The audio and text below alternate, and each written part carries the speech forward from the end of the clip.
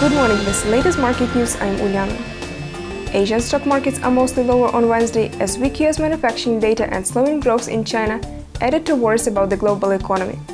Meanwhile, the Japanese market has rebounded, probably buoyed by a rise in US stocks futures in Asian trades.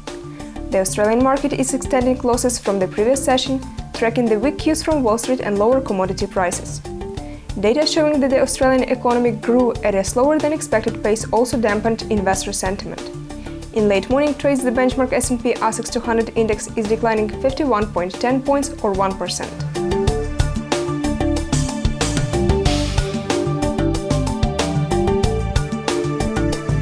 US crude oil plunged to end sharply lower on Tuesday, surrendering most of the massive gains made yesterday on concerns over demand growth outlook after some disappointing economic data from China. Crude oil futures for October delivery, the most actively traded contract, plummeted $3.79 or 7.7% to settle at $45.41 a barrel on the New York Mercantile Exchange.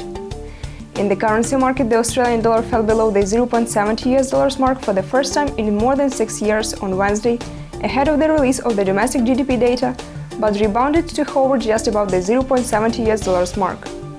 In early trades, the local unit was trading at $0.7016, down from Tuesday's close of $0.7108.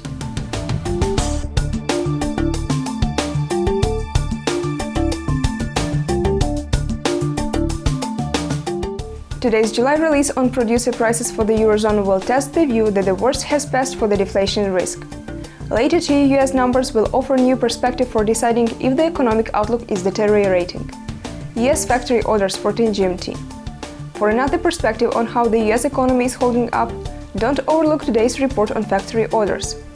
Today's factory orders are expected to deliver a mildly positive milestone, the second monthly increase in a row, which hasn't happened since last October.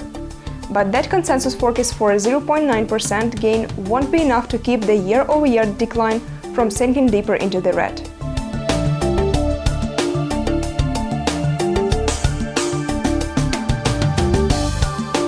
It was the latest market news provided by ICO FX. Goodbye.